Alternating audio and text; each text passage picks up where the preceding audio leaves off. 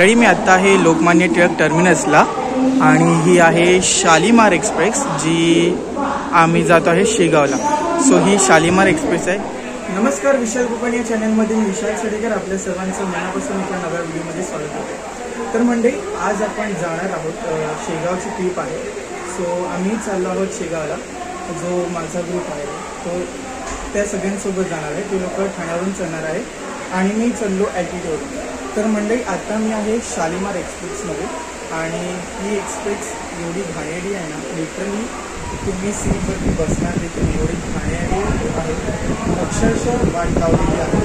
घाणेरडी आणि क्लीन पण नाही आहे। जसं आपल्या कोकणातल्या काही नसतं स्वच्छ सुंदर, पण इकडचं बघा किंवा आता तरी क्लीन केलं पण कचरा थोडाफार आहे आणि लिटरली टॉयलेटमध्ये सिगरेट खात आहेत सगळं आणि विंडोजवरती असं तर वेअर जमा झाला आहे। ती घाणेरडी ट्रेन आहे आणि बघूयात आता ठाण्याला सगळेजण चढणार आहेत आणि कोण कोण येत आहे त्यांना ॲक्च्युली माहीत नाही की मी आलो आहे, कारण मी त्यांच्यासोबत असं चालू होतं बघू पण माझं ऑफिस होतं। ऑफिसवरून सुटून मग मी ट्रेनमध्ये चढलो धावत पळत। सो आजचा ब्लॉग असणार आहे शेगावचा। तो व्हिडिओ शेवटपर्यंत बघायला विसरू नका।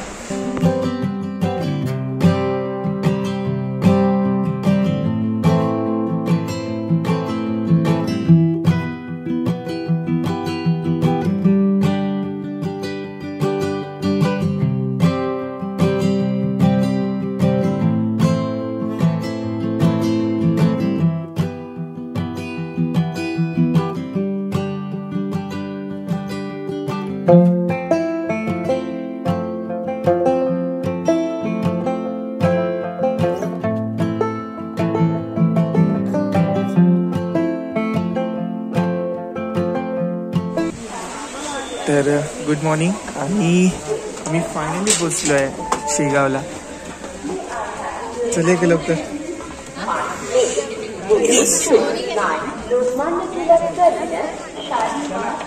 शेगाव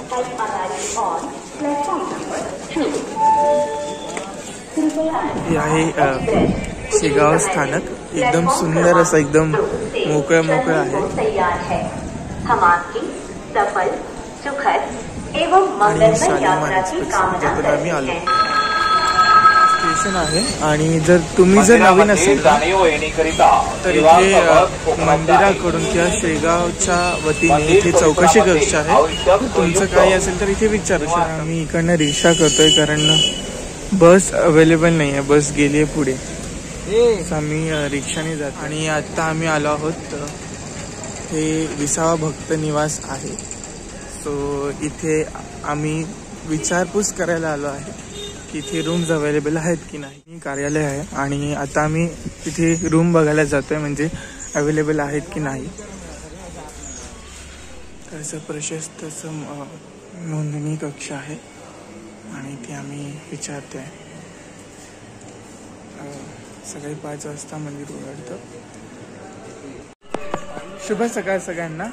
वाजले आहेत 9:15 आणि आम्ही इथे पोचलो 7:15 पर्यंत। आम्ही रेल्वे स्टेशनच्या इकडनं रिक्षा केली जी घेते 100 रुपये भक्त निवासापर्यंत। सो एका रिक्षामध्ये आम्ही 4 जण होतो आणि भक्त निवास खूप सुंदर आहे, खूप म्हणजे खूप सुंदर। आजूबाजूचा परिसर देखील। आता आम्ही नाश्त्यासाठी अल्पोपहार असतो सो तो 9:30 वाजेपर्यंत आहे। सो ते 10 रुपये पोहे, 18 रुपये उपमा, अशा प्रकारे नॉर्मल रेट्स आहेत। सो ते आता आम्ही नाश्त्याची लाईनमध्ये जातो आहे आणि कुपन घेणार आहोत। तरी अल्पोपहाराची लाईन आहे आणि हे काउंटर आहे इथे। सो तुम्हाला जे हवं ते आपण घेऊ शकता।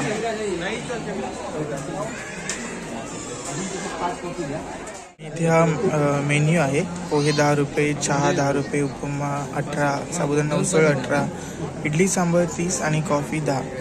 सो असं आहे। आणि इथे येताना नाव आणि आपण कुठून आलो आहेत जे गाव ते इथे सांगावं लागतं। सो असं आहे नाश्त्याचा मेन्यू।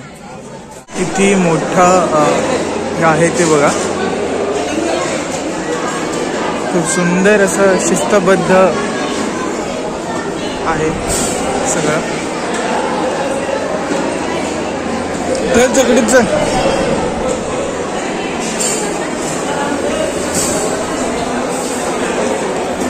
सो इथे नाश्त्याचं काउंटर आहे आणि इथे कूपन द्यायचं. अन्न ही पूर्ण ब्रह्म आहे. आपल्या ताटात अन्न टाकू नये. तर इथे पोहे आहे.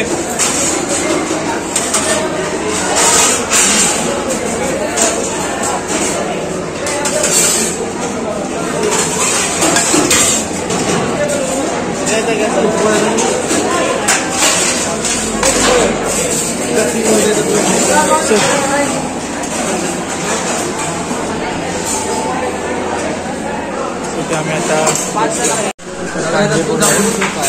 मंडळी या. तर मंडळी इथे आम्ही रूम घेतल्या म्हणजे हॉल टाईपमध्ये, म्हणजे हॉलमध्ये राहू शकतो. म्हणजे जेंट्सचा हॉल वेगळा आणि लेडीजचा हॉल वेगळा. 70 रुपये पर बेड आहे या भक्त निवासामध्ये. क्लीन आहे बेड, म्हणजे त्या लोकांनी आधी सांगितलं की तुम्हाला खात्री करायची असेल तर तुम्ही तिथे जाऊन बघू शकता. सो आम्ही बघून आलो.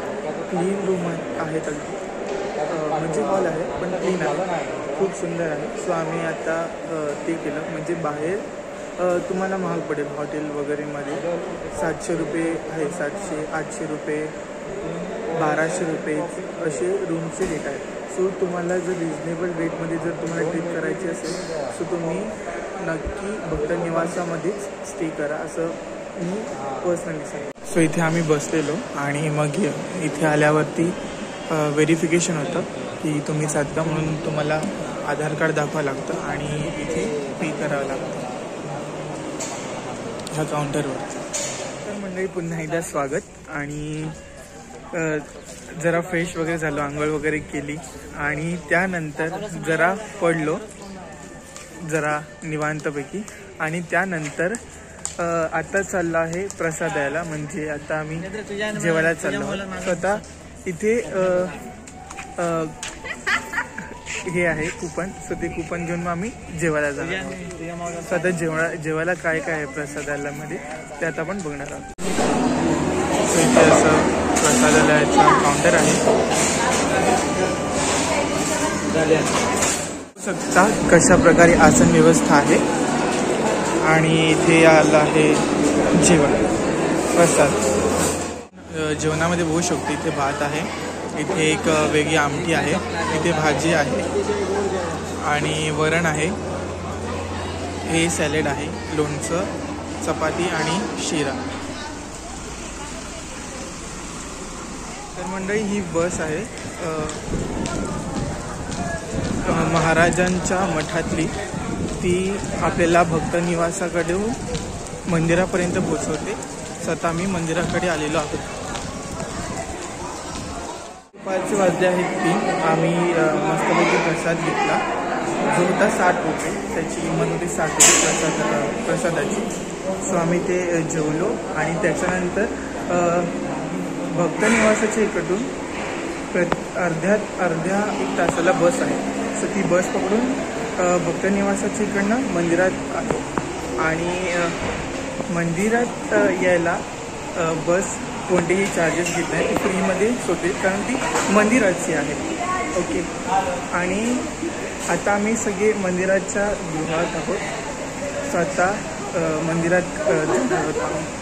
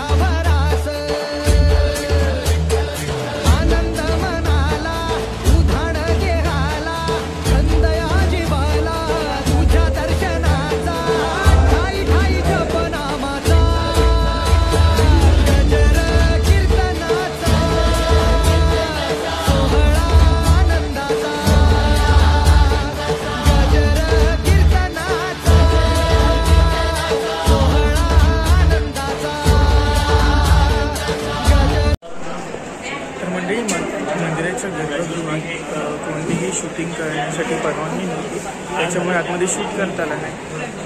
इथे जे आहे माझ्या मागे ते देणगी रिक्षा आहे, तुम्ही देणगी घेऊ शकता. तर इथे आपण कुठून आलो आहे ते इथे दिलेलं आहे. इथे आपल्या सपनाने नाव टाकलेलं आहे, म्हणजे ती देणगी देते.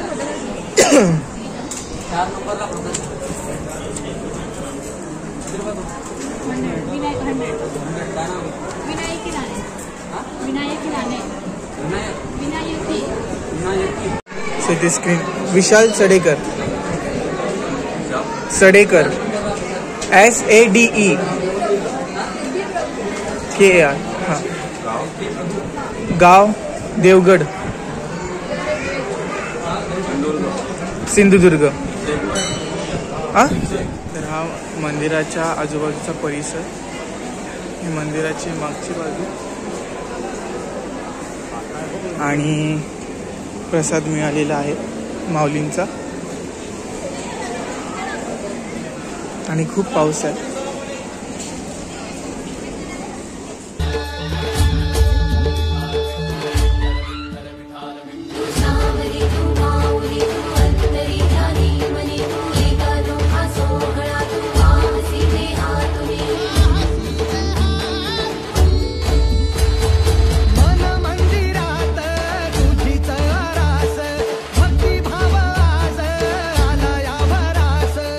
मंडळी, आता आम्ही चाललो आहोत कृष्णजींचा मळा या ठिकाणी.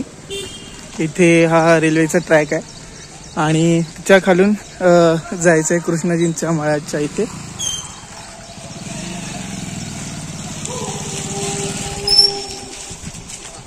तर ट्रॅकच्या इकडनं चालत चालत आता इथे तुम्हाला असं दिसेल बाण की कृष्णजींचा मळा 200 मीटरवरती आहे. तर मंडळी, कृष्णजींचा मळा हे ठिकाण तुम्ही पाहिलं नसेल, मी पण पाहिलं नाही आहे. आम्ही पहिल्यांदा जातो, पण आम्ही जो विराज आहे त्याने व्हिडिओत बघितले होते ब्लॉग्समध्ये वगैरे, सो तिथे चाललो आहे. तर मंडळी, कृष्णजींचा मळा इथे आपण आलेलो आहोत, कृष्णजींचा मळाचा. आणि इथे चप्पल ठेवायला स्टँड आहे. आणि हे देखील मंदिर खूप नावाजलेलं आहे. इकडचा परिसर आपण बघू शकता किती सुंदर आहे. तसं शेगावचं मंदिर आहे त्याच ठिकाणी हा मळा आहे. ते भल्लं मोठं असं वडाचं झाड आहे. ते पाय धुयात आणि नंतर मग मंदिराचं. आता आपण आतमध्ये जाऊया. आणि आतमध्ये आल्या आल्या गजानन महाराजांचं दर्शन होतं.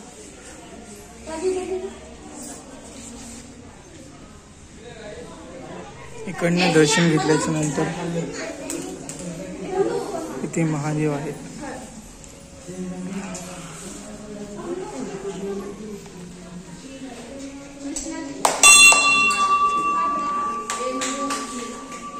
इथे माहिती दिलेली आहे.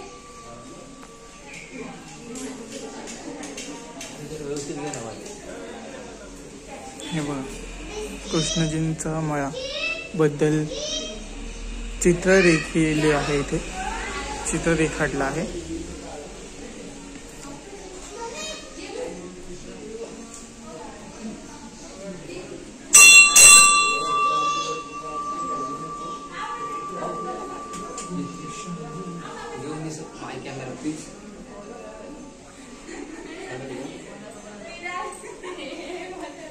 तर मंडळी, हा आहे कृष्णाजींचा मळाचा संपूर्ण असा परिसर.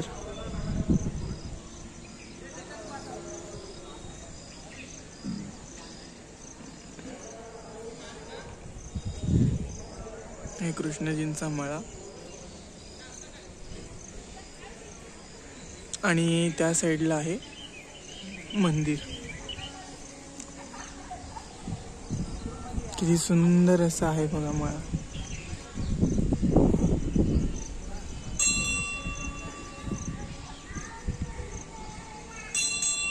आणि इथे आहे रेल्वेचा ट्रॅक. तर मंडळी, आता आम्ही शेगावची स्पेशल कचोरी खायला आलोय.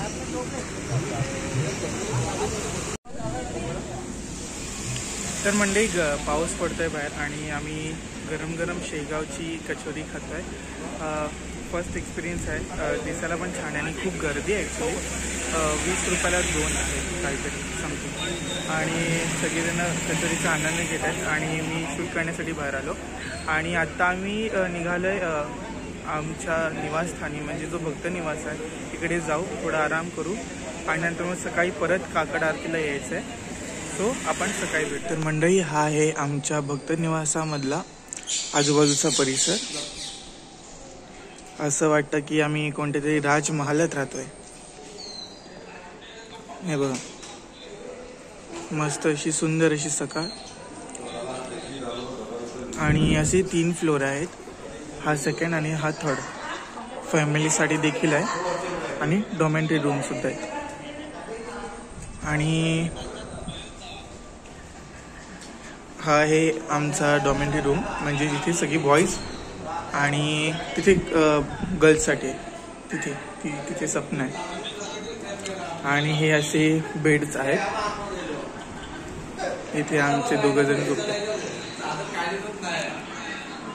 असे रूम्स आहेत. म्हणजे हे 70 रुपये पर बेड पडतो, म्हणजे झोपण्याकरिता. आणि इथे या साईडला वॉशरूम्स आहेत, म्हणजे आंघोळ देखील करू शकता. आंघोळीचं गरम पाणी सकाळी 7 ते 9 वाजेपर्यंत असतं गरम पाणी. आणि वॉशरूम्स आहेत. सो अशी काहीशी आमची रूम आहे. आणि माझा बेड सध्या अस्ताव्यस्त आहे. मी इथे झोपलो. Good morning guys. आणि वाजले आहेत 9 वाजले आणि नाश्त्यासाठी बघू शकता लाईन तेवढी. लाईन बघा तेवढी. तर मंडळी नाश्ता करायला ताक आहे, म्हणजे ताकामध्ये दूध आंबट असं वेगळीच चव आहे. आणि आता नाश्ता करून काही अजून प्लॅन काही ठरलेला नाही. आता बघूया नक्की काय प्लॅन ठरणार आहे पुढचा. कारण बाहेर पाऊस पण तुफान आहे. काल पण पाऊस होता, आज पण पाऊस आहे. तर बघूया आता काय प्लॅन आहे ते.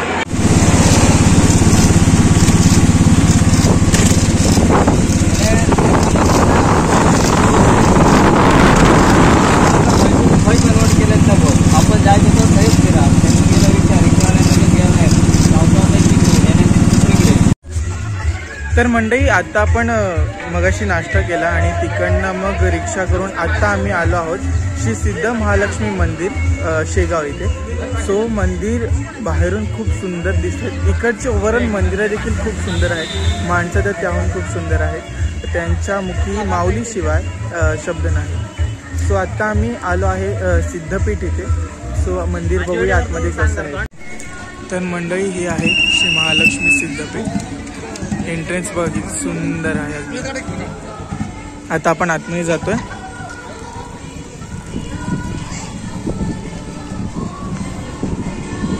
किती असं सुंदर असं त्याचा बाह्य परिसर येतो बघा.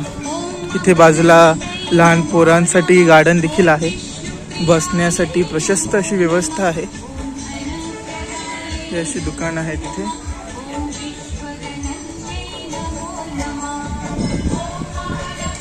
आणि जर तुम्हाला ओटी काय घ्यायचं असेल तर इथे घेऊ शकता.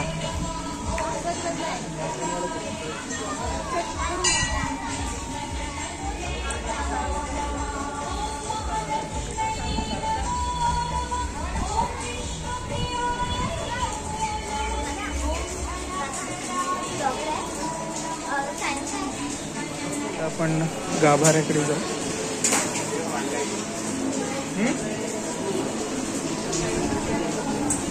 असं वाटतंय की कोल्हापूरची अंबाबाईकडे झालं आपण.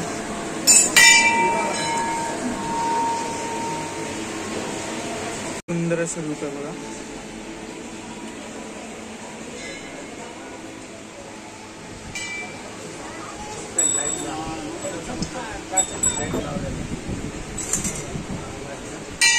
तर इथे आजूबाजूला इथे आहे त्रयंबोली माता. हा मागचा परिसर आहे आणि इथे ज्योतिर्लिंगाचं दर्शन देखील होतं. 12 ज्योतिर्लिंग इथे आहेत. कुबेर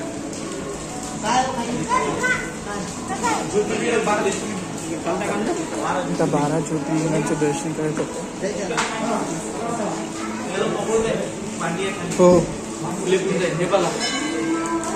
बापरे.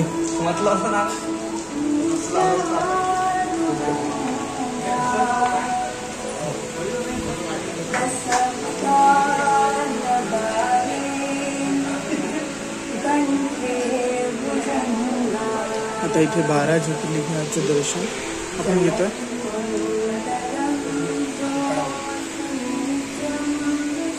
इथे आहेत मल्लिकार्जुन,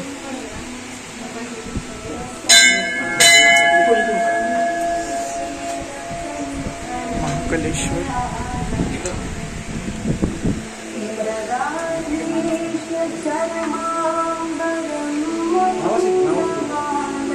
इथे आहेत ओंकारेश्वर,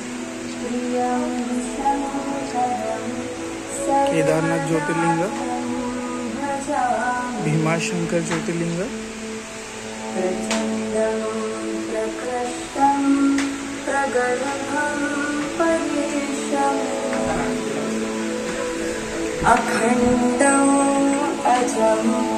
रामेश्वर, आपलं रामेश्वर. इथे आहे नागेश्वर,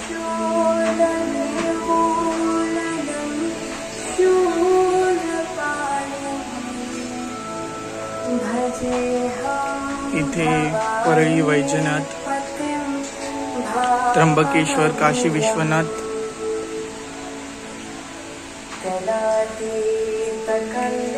नागेश्वर, कृष्णेश्वर,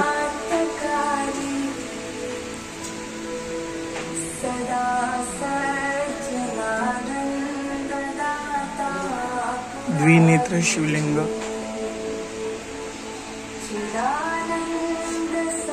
पशुपतीनाथ आहेत.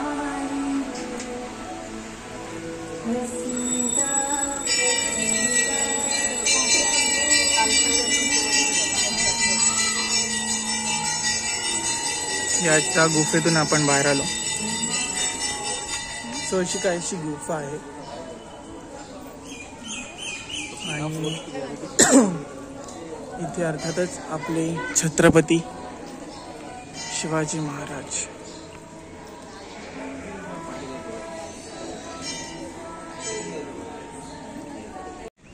तर मंडळी आता आपण त्या महालक्ष्मी मंदिराच्या इकडनं आत्ता आलो आहे आनंदसागरमध्ये. सो आता आनंदसागर इथे काय काय आहे ते आत्ता बघूयात. आणि पाऊस आहे आणि इथे म्हणजे खालून जायचं आहे पण इथे पाणी जास्त आहे म्हणजे तुंबलेलं आहे. सो आता हळूहळू जाऊया पुढे आणि मे बी चालू आहे तर आता बघूया आणि पुढे बघू. सो इथे आहे आनंदसागर आणि हा असा एंट्रन्स आहे. इकडची सर्व मंदिरच खूप छान आहेत आणि आतमध्ये जाऊया आता.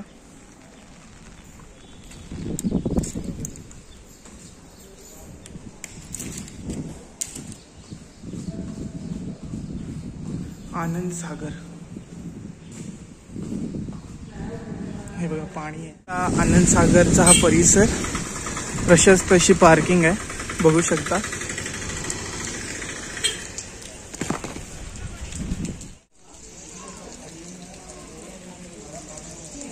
ह्या आनंदसागरमध्ये इथे विविध संत आहेत.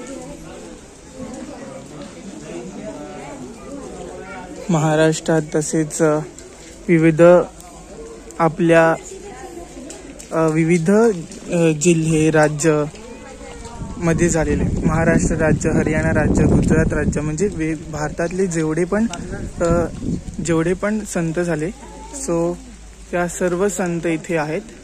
त्यांच्या प्रतिकृती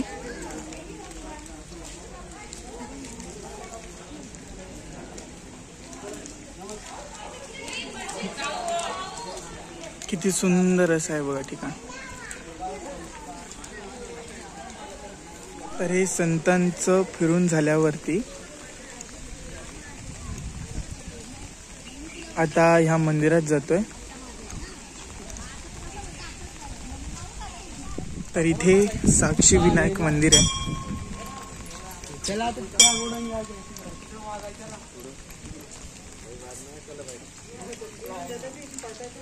आतमध्ये फोटो काढायला मनाई आहे, त्याच्यामुळे मी बाहेरूनच दाखवत आहे.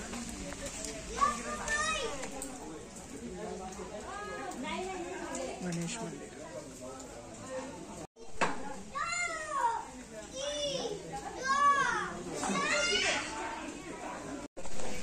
तर मंडळी, आनंद सागर म्हणजे मंदिर आहे एक साक्षी विनायक गणपतीचं. आणि हे आनंद सागर हे गार्डन आहे ॲक्च्युली. हे आता आल्याच्या नंतर समजलं इथे, म्हणजे आता तरी सध्या बंद आहे कारण पाऊस आहे ना, त्याच्यामुळे मग बघायला तर काहीच भेटत नाही. सगळीकडे अशा तारा लावल्यात. बाकी आतमध्ये म्हणजे आतमध्ये असं छोटं छोटं बघण्यासारखं, म्हणजे फोटो वगैरे फोटोशूट करायला किंवा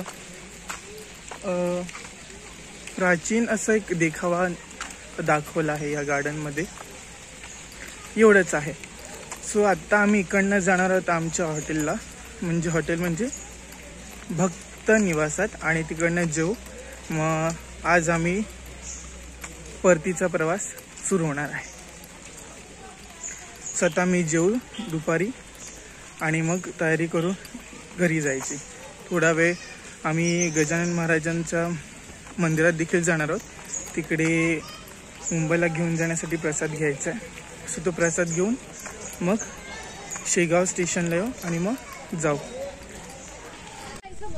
तर आता आपण चाललोय शिव मंदिराजवळ. गणपतीचं मंदिर झालं आणि आता शिव मंदिराच्या इथे जातोय. आपण इकडनं आलो आणि इथे आहे शिव मंदिर. एंट्रन्स छान आहे, पण पुढे जायला फोटो काढायला मनाई आहे. आणि इथे तो पाण्याचा प्याऊ आहे.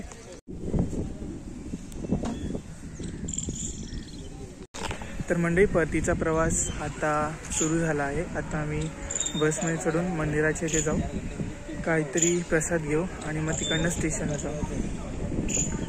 सो असा होता आजचा हा संपूर्ण प्रवास. आणि शेगाव हे एवढं सुंदर देवस्थान आहे ना, देवस्थान काय, हे गावच खूप सुंदर आहे. आणि महाराष्ट्रातलं एक नंबरचं देवस्थान असेल ना तर ते शेगाव आहे.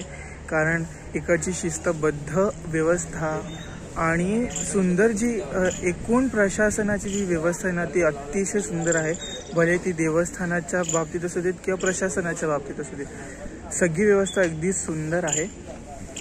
आणि खरंच मी इथे येऊन असं वाटतं ना की संधीचं सोनं झालं किंवा इथे येऊन मी पावन झालो असं मला वाटतं. कारण खूप खूप खूप सुंदर आहे. जेवढी स्तुती किंवा ह्याच्याबद्दल जेवढं बोलावं तेवढं कमी होईल ह्या व्लॉगमध्ये. जर तुम्ही इथे येणार असाल तर प्लीज नक्की या. जर होणं होत असेल तर प्लीज नक्की या इथे.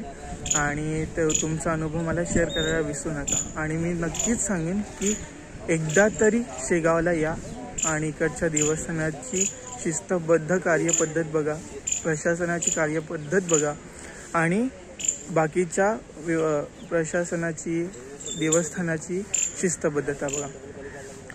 सो मंडळी, हा व्हिडिओ तुम्हाला कसा वाटला? आय होप आवडला असेल तर कमेंट करून नक्कीच सांगा. आणि आपल्या चॅनलमध्ये नवीन असाल तर सबस्क्राईब करायला विसरू नका. आणि हा जर व्हिडिओ आवडला तर नक्की लाईक करा. आणि ही इन्फॉर्मेशन सगळ्यांपर्यंत पोहोचवण्यासाठी शेअर करायला विसरू नका. भेटूया एका नव्या व्हिडिओमध्ये. तोपर्यंत बाय बाय.